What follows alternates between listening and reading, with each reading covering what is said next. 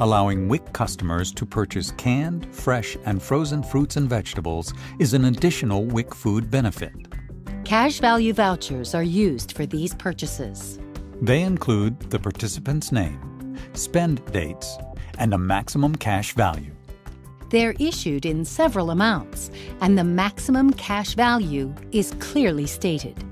They can only be used to buy the canned, fresh, or frozen fruits and/or vegetables that were discussed in the Food Options module.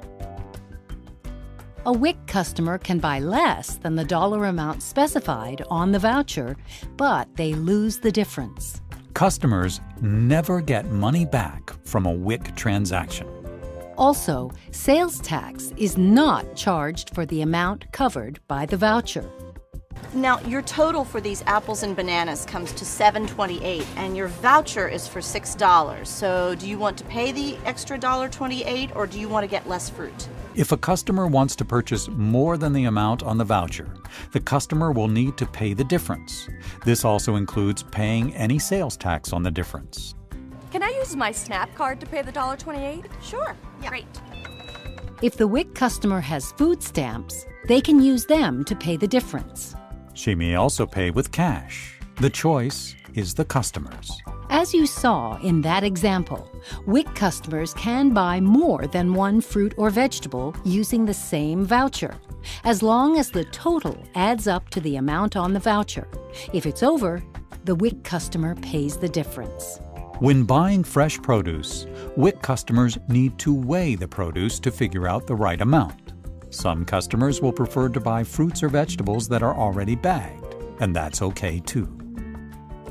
Let's look at some more examples of how the cash value voucher works. Here's a voucher for $6. The customer has a butternut squash for $2 and some canned vegetables for $4. Since the total is $6, the voucher can be used to buy both items.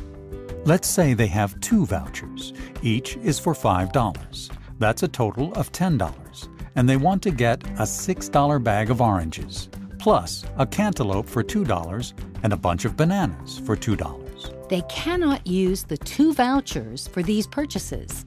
2 vouchers cannot be combined to make one purchase.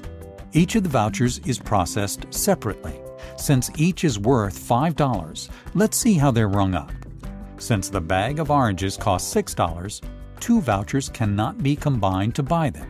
So they can use one $5 voucher and pay the $1 difference plus tax. However, since the cantaloupe and bananas are only $4, they're covered entirely by the second voucher. However, the customer does not get a refund of the remaining $1. You can see why it's important to handle one cash value voucher at a time. When it's time to check out, write in the amount of the voucher that was spent. If it's over the voucher amount, only write in the full amount of the voucher, not the extra amount. Then have the customer sign it as usual. If it's under the full value of the voucher, write in the actual amount spent. And remember, the WIC customer does not receive cash for the difference. No money exchanges are ever allowed on WIC purchases. Your manager should inform you of any additional requirements that may apply with handling cash value vouchers.